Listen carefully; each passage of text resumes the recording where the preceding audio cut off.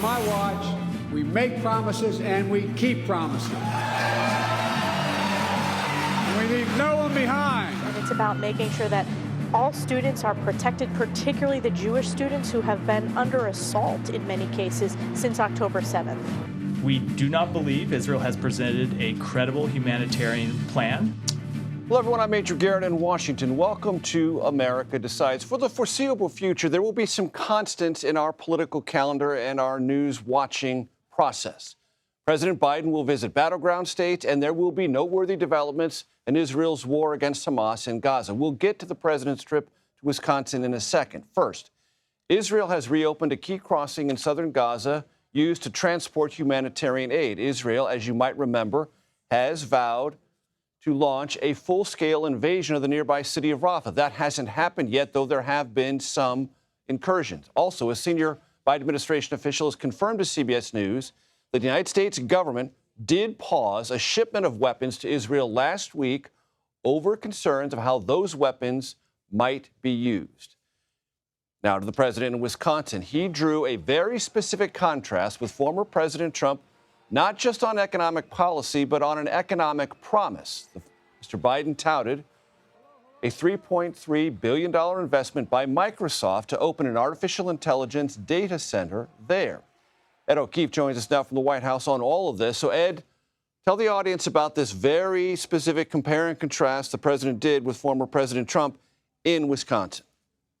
Yeah, it's an interesting one, Major, because people may remember it was roughly 6 years ago that he went to Wisconsin and alongside the then Governor Scott Walker announced plans for Foxconn, one of these big chip manufacturing technology companies, to open a multi-billion-dollar facility there in Wisconsin. Well, it never happened.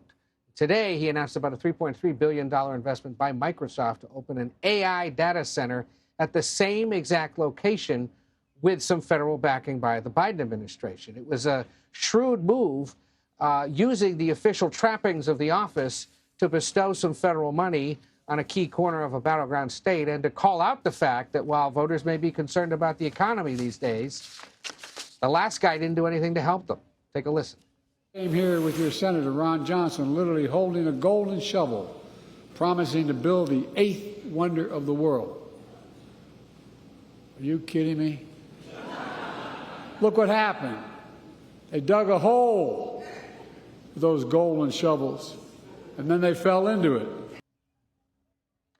So that was the official business that he attended to as part of these trips to battleground states, Major, that get split between the White House's travel budget and the campaign's travel budget. Now he's on to the fundraising and some visits that he made briefly in Racine, Wisconsin today with black voters, a key constituency in a key battleground state.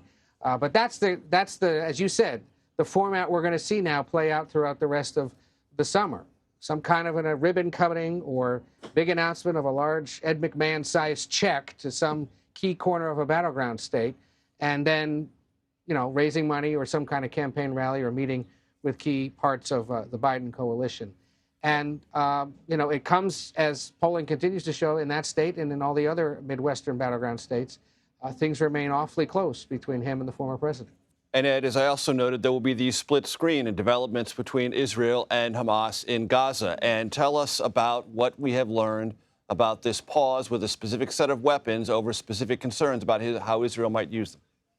So after 3 days of not even confirming or denying reports that they had done this, suddenly last night the Biden administration admitted that they are holding up the shipment of several thousand sizable bombs to Israel out of concern that those weapons might be used in Gaza as part of the military offensive that the Israeli Defense Forces are planning for Rafah. And the administration making clear that they did not want any of those weapons used in that potential offensive. And of course, this comes as the negotiations between Israel and Hamas continue over how to implement some kind of a ceasefire and swap hostages. Well, this decision by the Biden administration has now drawn the ire of Congress, predictably. The Speaker of the House and the Senate Minority Leader, Mitch McConnell, in a rare joint letter to the White House, are asking now for more official confirmation and news, saying, quote, "This news flies in the face of assurances provided regarding the timely delivery of security assistance to Israel."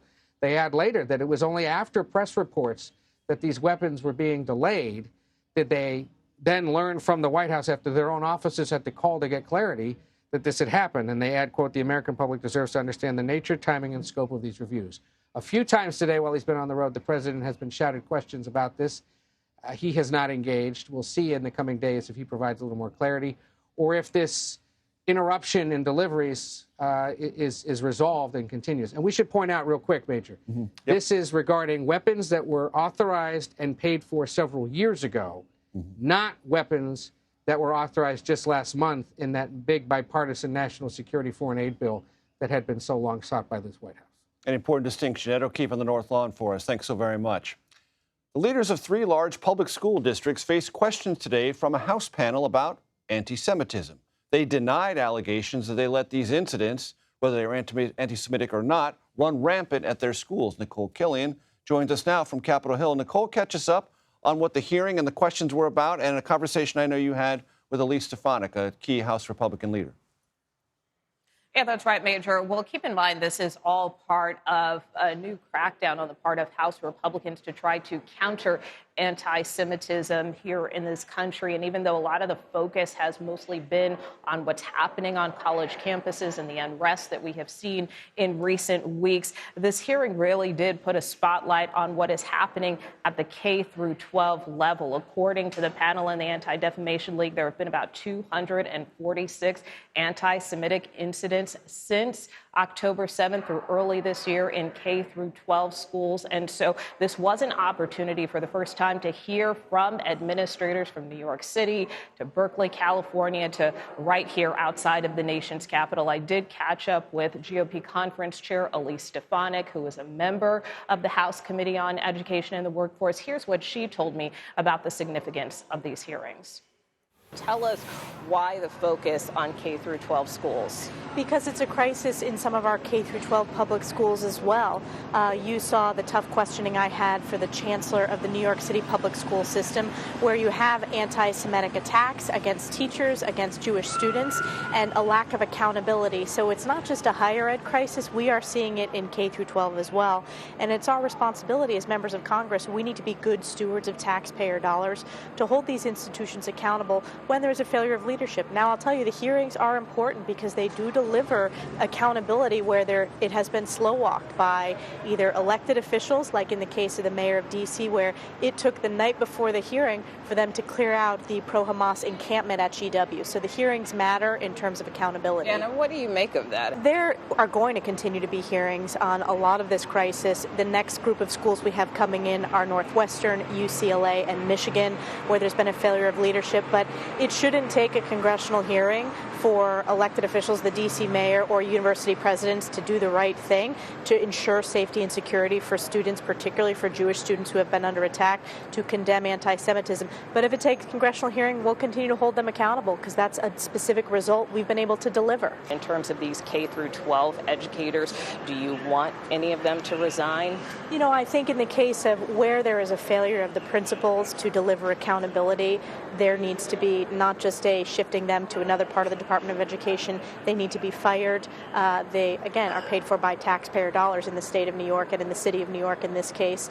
So it's not just enough to move them to another entity. They need to be fired. And that was not done in this case.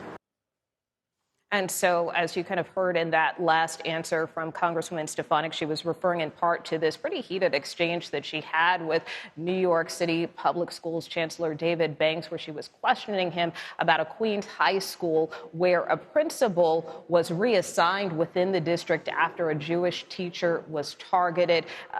Stefanik questioned him repeatedly about this. He said that he couldn't confirm where the principal was removed or what his new position was, but Stefanik was extremely concerned about how that situation was handled. And as you heard in her answer, they're even going so far as to suggest that this principal potentially should be fired. Major. Worth pointing out, Nicole, despite the rhetoric, not every protest on behalf of Palestinian civilians is pro-Hamas, in the words of Elise Stefanik. That's worth noting. Nicole Killian on Capitol Hill, thanks so very much. The Georgia Court of Appeals has agreed to review a judge's decision not to disqualify Fulton County District Attorney Fani Willis from former President Trump's election interference case in that jurisdiction. Former president's legal team and several other defendants had tried to remove Willis, raising concerns over a romantic relationship she had with then lead prosecutor Nathan Wade. The judge overseeing the case ruled Willis could continue as chief prosecutor if Wade stepped aside, which he, of course, did. Meanwhile, CIA Director William Burns meets with Benjamin Netanyahu in Israel today. Our Margaret Brennan joins us next with a closer look at the Israeli Prime Minister's growing political problems. You are streaming America Decides.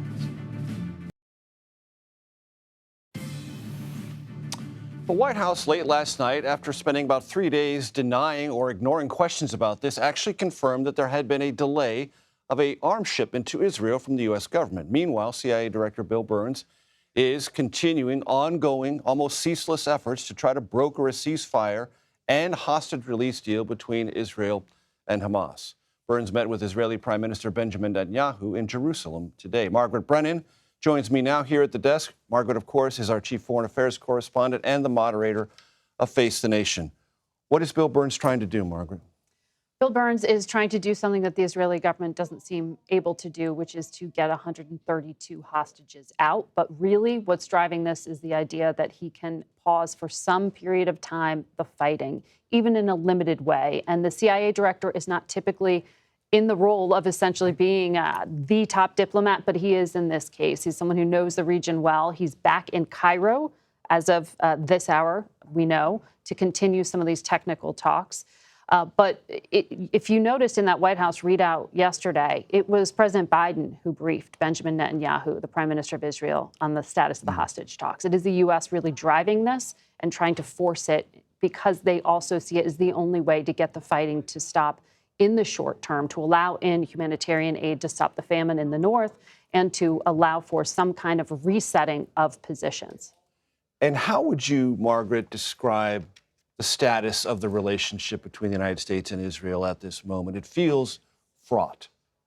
Well, I would say it is fraught when it comes to the Netanyahu government, most certainly. But the United States and Israel, in terms of their security partnership, as their IDF spokesperson came out and said today, is at an unprecedented scale. I mean, Joe Biden, the president of the United States, just ushered through $26 billion in aid.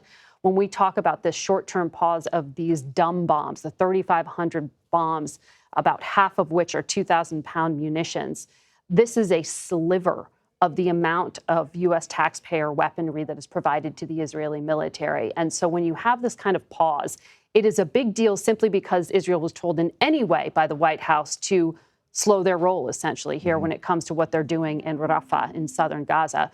But in the scale of things, it is not necessarily leaving them without the weapons that they need in this immediate moment in time. And Senate Republicans are quick to argue that Israel is being left in the lurch, but U.S. officials would say their stockpiles and their weaponry and their surging of materials is continuing to happen. And there's this ongoing conversation between the United States and Israel over the scope of whatever may happen in Rafah.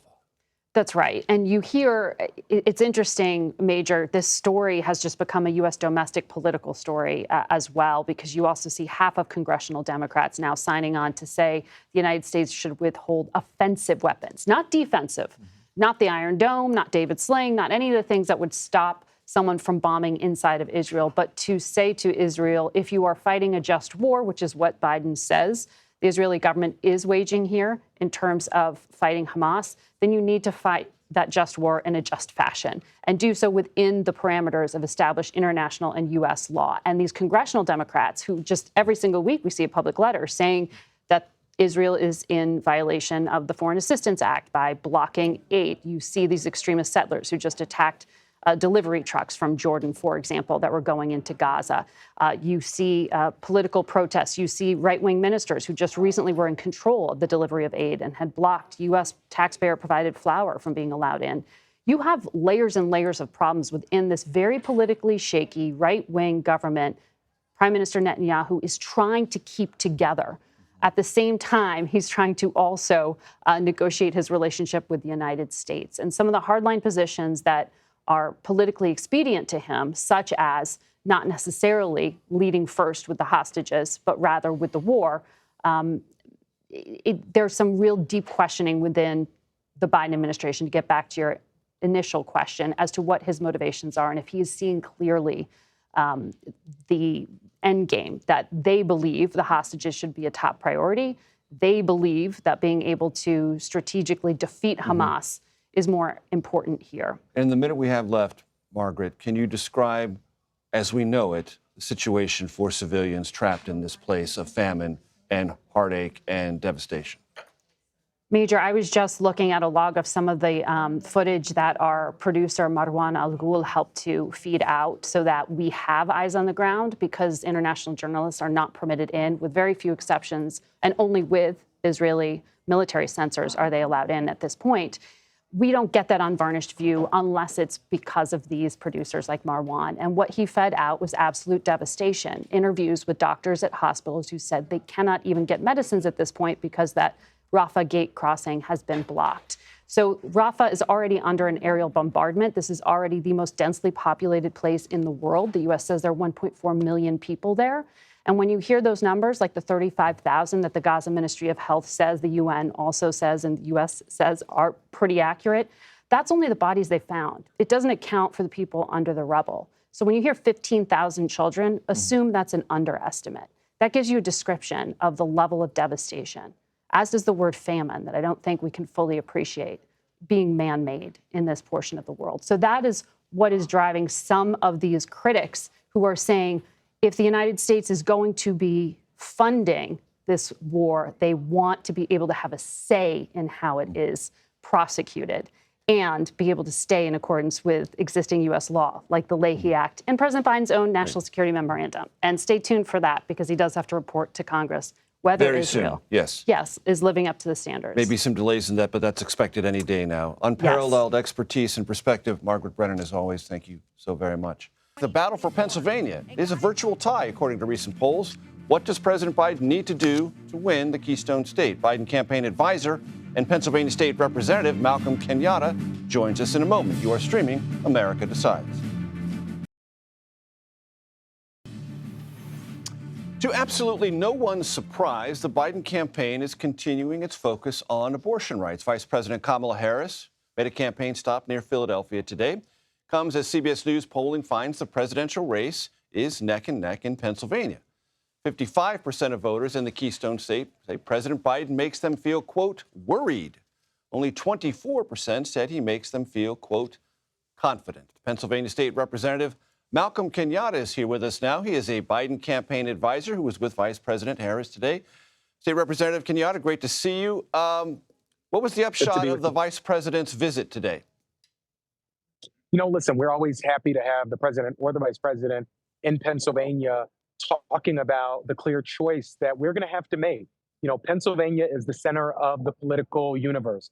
We are a commonwealth that knows a thing or two about picking presidents. And we chose well 4 years ago when we decided to send Donald Trump packing and bring in an administration that was actually focused on the American people. She talked today about the fundamental freedoms that are at stake in this election. She talked about the fact that Donald Trump just recently said that, you know, not only is he proud to have ushered in the overturn of Roe, but he also believes that states should be able to prosecute women for having an abortion and to monitor their pregnancies. This is the type of dystopic reality that doesn't represent freedom-loving people here in Pennsylvania, doesn't represent a majority of Americans. And she was here making the case about not just what they've done on this issue, but what they're doing to continue to grow the economy, to tackle inflation, and to make our democracy actually work for all Pennsylvanians. Do you sense that current polling does not adequately capture voter intensity on this question of reproductive freedom or access to abortion? You know, listen, what I would say is that we have to look at actual elections. Every single time the issue of abortion has been on the ballot, or voters have had to choose folks who defend their fundamental freedom to make their most intimate decisions, and those who oppose the fundamental American freedom to decide your life's course. People have chosen freedom every time. And I think they're against not just Donald Trump's bad ideas on abortion, but they're against this idea that the way to continue to grow our economy is to put all of it into tax breaks for the wealthiest Americans. They disagree with Donald Trump, who said to his billionaire friends at Mar-a-Lago, I'm going to cut your taxes again, going even further than he did in the 2017 tax bill, which was a disaster for middle class and working class families. This president and vice president have a record of success, whether it's lowering the cost of prescription drug prices, capping the cost of insulin at $35. And I know that, you as somebody who talks to me and other candidates all the time, you've heard these things. You've heard them over and over again. But there are a lot of voters who don't know the full suite of things that this administration has accomplished. And it's our job, and it's the job of this campaign to go out and tell that story. And the good news for us is we have good candidates and we have a good story to tell. And I would take that hand over bad candidates with bad ideas any day of the week. You mentioned that Pennsylvania is the center of the political universe. That may or may not be true, but it's certainly important. I want to ask you about something I read in The Atlantic under the byline of Ron Brownstein, someone I read and I pay very close attention to. He said, looking at the available polling data, former President Trump is running ahead of where he was in 2020 with African-American and Latino voters in every swing state, and that positions him better, according to Ron Brownstein's analysis, than he was positioned in 2020. Do you believe that to be true? Why is that happening? And how big of a problem is it? Listen, I haven't read the piece, but this is what I'm going to say. You've seen this campaign do something that no campaign in my lifetime really has done before. They are treating every single group of voters with respect, not assuming that any one group is going to come out and vote for you if you don't go and talk to them and make the case. And that's what they're doing with the Black community. You see us just recently, we opened not only a bunch of coordinated campaign offices all across Pennsylvania, I believe we're at 14 at this point, but the campaign just opened a community campaign office in North Philadelphia. I was happy to be there at that opening. And what we're hearing African-American voters talk about, what we're hearing young voters talk about, I happen to be in both of those buckets. I'm asking a very simple question about who do I believe actually cares about my future? Who do I believe actually gives a damn about me? The truth is, Donald Trump has never cared about the African-American community. He hasn't been focused on the future. This is somebody who still denies the climate crisis. It's somebody who still denies that systematic racism exists. Somebody who has done everything in his power to demonize the idea of equity and inclusion, which is part and parcel to what this nation has always aspired to be. We haven't always lived up to the idea that every person is created equal. But as the president says, we've never walked away from it either. This is one of those moments where we have a clear contrast. It's a contrast we see playing out every single day. I'm the youngest person, I believe, ever on the ballot statewide here in Pennsylvania. And I think I speak for a lot of those communities, and they're going to vote for President Biden. I'm confident of it. Malcolm Kenyatta, thank you very much for your time. It's a disaster. This whole case is just a disaster. A day off from court in New York with Stormy Daniels expected back on the stand tomorrow. We take a look at some procedural legal victories for former President Trump. Our political panel is standing by with more on rulings out of Florida and Georgia. You are streaming America Decides.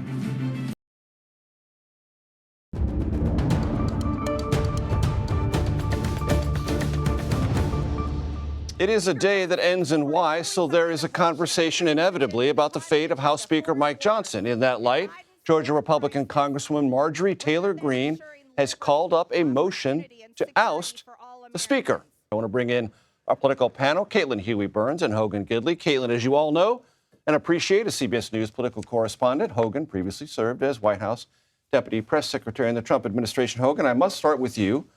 There was a conversation, it was widely reported, no one's denied it, so I'm going to take it at face value, that Marjorie Taylor Greene and former President Trump had a call this weekend. And the former president said, don't do this. And she's doing it anyway. What does that tell you? I don't know. I mean, this is a very interesting time right now. I was with Speaker Johnson. Is it shrewd or dumb? I was with Speaker Johnson. I was with Speaker Johnson today, talking about the SAVE Act, of course, which is trying to prevent people who aren't American citizens from voting in American elections. And, the Chip Roy was there, and we had Senator Mike Lee was there. And, of course, a lot of the questions were about this particular instance. Look, I don't know what it gets us as a Republican Party right now.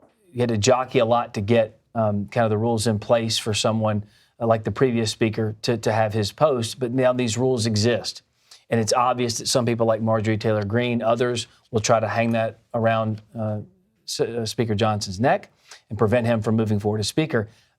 Look. Is it good for the Republican Party to have yet another public outburst about the fate of its own Speaker and its fragile House Republican majority? It's not great. It's not great. We need to govern. We need to do things that the constituency sent us there to do. But at the same time, Marjorie Taylor Greene has a constituency as well. And chances are they may want her to do this, and she's just doing what they want her to do. And that constituency may or may not include the wishes of the former president? Well, look, you know, it's interesting because the media always tries to pretend like he has control over all these things, and then all of a sudden he doesn't have control over all these things. So which is it? The fact is, I'm sure Donald Trump made his opinion well known because he likes to do that. Whether she heeds that advice or not, clearly in this case she's not. It doesn't seem like she's going to do that. Caitlin, your impressions of this moment? Well, I think that you bring up a really good point, which is that Democrats have said, Hakeem Jeffries in the 60 Minutes interview a couple of days ago, said that they CBS are going program, to, by the way. little plug there, essentially said that he believes that Democrats are effectively the majority because they've been having to bail out the Speaker, and they're prepared to do so because they don't want to have this chaos going into the election. But a fragile majority is exactly that. What is it? One seat majority. And this is not only on the speakership, but on major pieces of legislation like foreign aid funding we just saw recently. Mm-hmm. So there was a primary in Indiana yesterday. President Trump won, but Nikki Haley got 22%. She's not running. She's suspended. She hasn't done anything for weeks upon weeks. 22%. Hogan, does that tell you anything of note? No, it tells me that other than the fact that Donald Trump still has a massive control of the Republican Party and that he's winning all these states and has in landslides to this point. Nikki Haley was one of those contrarian votes. She wanted to take the party back to kind of that establishment, corporatist, elitist party of old. And I think still a vast majority of the people who support Donald Trump don't want that. So while Nikki is around and getting votes, I think Democrats are still even more concerned about what they're experiencing on their side, even though that RFK is now an independent, taking a lot of votes away from Joe Biden. This race still comes down to those two men. How the third-party candidates kind of maneuver and jockey, so you have no anxiety that those 22% might not show up or that they are reflective of something that might not show up. Indiana's not a close state, but others might be. Do you think there's any Republican softness that is worrisome for the former president in the general, Pennsylvania, Arizona, Nevada, et cetera? No, but I will say this. To those that are still kind of out there wondering what are they going to do if Trump, he's obviously the nominee, what are they going to do? I always argue to them, and I give speeches all the time, and I get that question. Listen, this is between chicken and steak. You don't get a lot of third options, fourth options here. This is your menu you have to decide between. And if you want the policies of Joe Biden that has set this country back who knows how many decades at this point, or the ones that actually gave us record-setting success, you got to go with Donald Trump here. And I think at the end of the day, Republicans will all come home. I mean, we have seen in polling that they are coalescing around the former president of the Republican Party, but I don't think you can ignore where Haley is getting these votes, which is the suburbs. Time and time again, we've seen this primary has long been over. You could argue it was over before it even began. And she's getting this kind of margin in suburban areas where, as you know, Republicans have been struggling in the Donald Trump era. Quickly, Hogan, the legal issues for the president, the documents case in Florida, the trial date now delayed indefinitely. The Georgia Appeals Court has said it's going to take up the question of Fani Willis being the lead prosecutor, the visible face of the conspiracy and RICO case there, meaning that's going to be delayed because that's going to take a month or so, possibly longer. The import for the former president, tactically. Well, delay, I think, only helps Donald Trump at this point because we can kind of push those things down the road. And the closer and closer you get to the election, we can still focus on the issues that matter to the American people. Most people aren't paying attention to this at all, as you all know. Obviously, any ruling they pay attention to. They know if we're going to have a verdict on something, they'd watch. But for the most part, I think Donald Trump, obviously, I would argue he didn't do anything wrong in any of these cases, and he's going to have to make that case to the American people as well, regardless of what happens in the court. But people aren't focused on these types of things. They're worried about immigration. They're worried about the economy. Polls show that. And I think Donald Trump, even on his moments when he gets to come out and talk to the press, he talks about those issues. Of course, he talks about the trial, too. Among other things as well. Among other things. But Hogan Gidley, Caitlin Huey-Burns, thank you so much for being here with me. I appreciate it. Do you not trust women? to know what is in their own best interest? You, some legislator in some state capital, the majority of whom are not women? Vice President Kamala Harris brought her reproductive rights tour to Pennsylvania. Next, we take a closer look at the history of 6-week abortion bans. You are streaming America Decides. Here is a number to consider. 17 states in the U.S. now ban abortions after 6 weeks of pregnancy or sooner, with some exceptions. Just how surprising is it these restrictions are in place less than 2 years after Roe v. Wade was overturned? A new article from the New York Times responds to that question, exploring the history of 6-week abortion bans and their increasing visibility in the United States. Elizabeth Dias covers religion for the New York Times and was interviewed for the article. Elizabeth, great to see you. She's also co-author of a soon-to-be published book, The Fall of Roe, The Rise of a New America. Great to see you. Thanks for joining us. Thank you so much. What is the backstory of 6-week abortion bans? What is its history? Right. I mean, I think so many people were surprised, right, when Roe fell. And you look at Florida, we've just got the latest 6-week abortion ban. But there's actually a really long history here. And it's surprising to people, the anti-abortion movement leaders actually didn't always support a 6-week ban. You go back 10 years to Ohio. An evangelical activist named Janet Porter had this idea. You know, she wanted to start a ban at 6 weeks, which was when she and the movement said they pegged it to when you could start to hear what they call the fetal heartbeat as a way to humanize the fetus, the embryo at that stage. And the big national leaders in the anti-abortion movement, even Ohio Right to Life, the Catholic bishops, they said this is too extreme. This is going to set our movement back. Do not do this. And, you know, it was kind of on hold over the years until former President Trump won and the whole ballgame changed. And then they were able to incrementally move forward. And of course, we know that just about 2 years ago, Roe fell, and sort of like dominoes, all these 6 weeks bans were able to be in place. So what was once viewed by that community, aggressive against abortion rights, as too extreme, is now neo-mainstream within the movement? It is, although the interesting thing now is the predictions from those mainstream movement leaders back then are actually, in a way, becoming true, right? Because you see this wide backlash to these earlier and earlier abortion restrictions since the fall of Roe. And one of the things we document in our book is, you know, how did the movement go from a place where there was a more mainstream incremental approach to this more radical approach? And now you've got movement leaders just begging, basically, could they do a 15-week national ban? Because they're just seeing the overwhelming majority backlash to But these within the early community, is 6 weeks backlashes. becoming now a litmus test for your purity? You know, this really depends on where Who you ask and where you are. Yes, exactly, right? Like we've seen, just look at the difference between Arizona and the efforts, the Republicans who are very, very anti-abortion in the state legislature there they were trying very hard to keep this ban from 1864, which would have made almost all abortion illegal. And then they narrowly failed that by just one vote. But then over in Florida, a 6-week ban was just put into place. So these are very critical states, especially a place like Arizona, battleground states for the presidency. And, you know, we just haven't seen a presidential election like this before. It's always been 50 years of Roe, which has given the Republican Party this rallying cry for their base. But now that dynamic is totally flipped in favor of Democrats. Elizabeth Dias, thank you very much.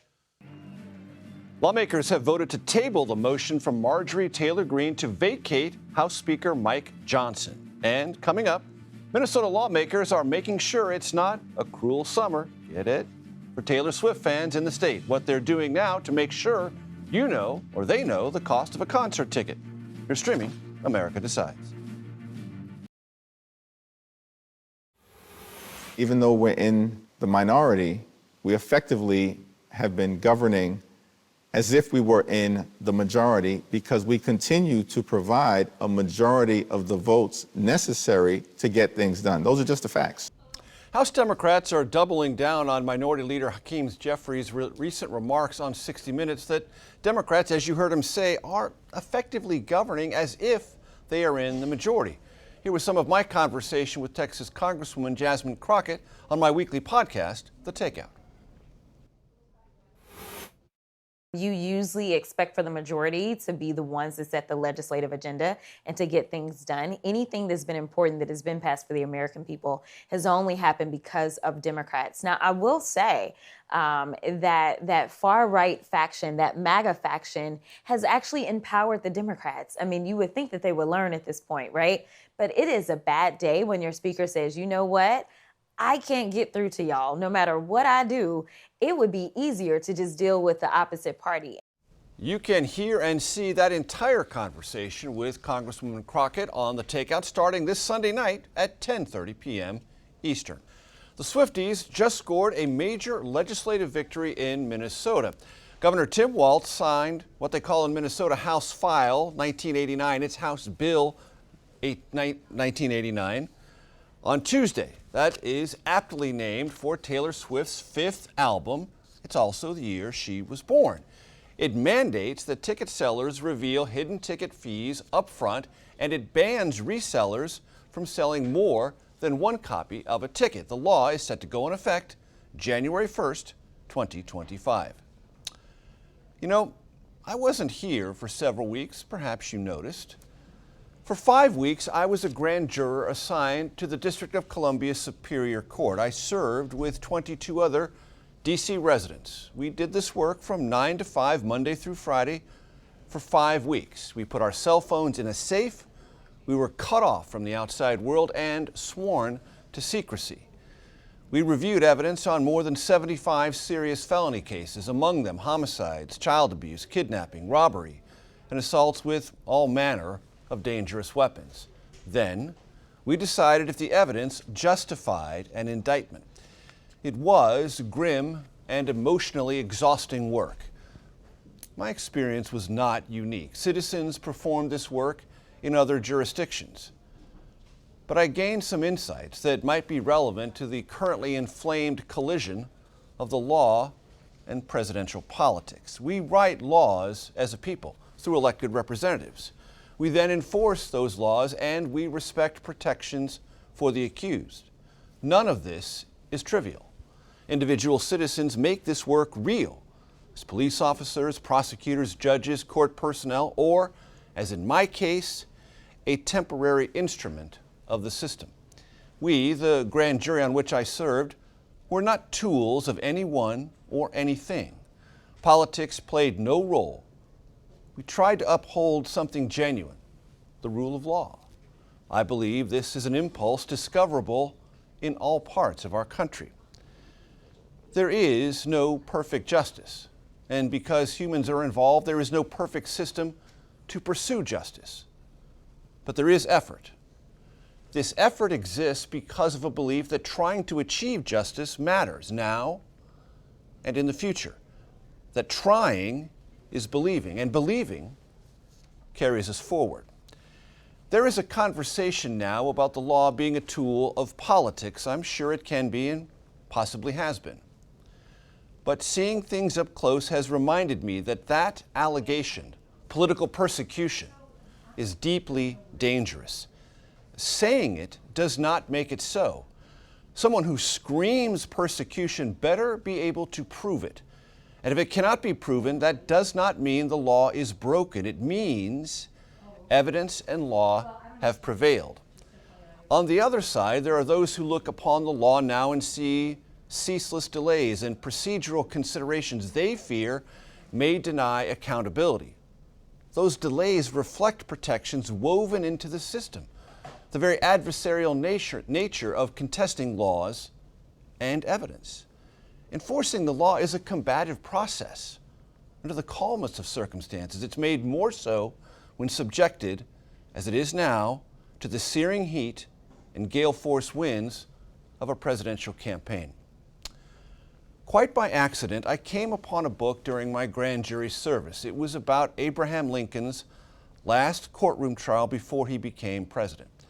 The facts of that case, which Lincoln won, by the way, are not important. What struck me was how Lincoln approached the law, his care and reverence for what the law strove to accomplish and the tools available to a free society to further that cause.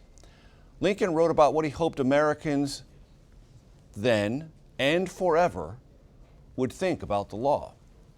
It was Lincoln's hope that every American would pledge, in his words, quote, his life, his property, and his sacred honor to maintaining the law. Let reverence for the law, Lincoln wrote, be preached from the pulpit, proclaimed in legislative halls, and enforced in halls of justice. In short, let it become the political religion of the nation, unquote. Law, the political religion of the nation. Let me say what countless others have said before me. Well said, Mr. Lincoln. Well said. That does it for today. We'll be back with another edition of America Decides tomorrow at 5 p.m. Eastern. The Daily Report with John Dickerson starts right now.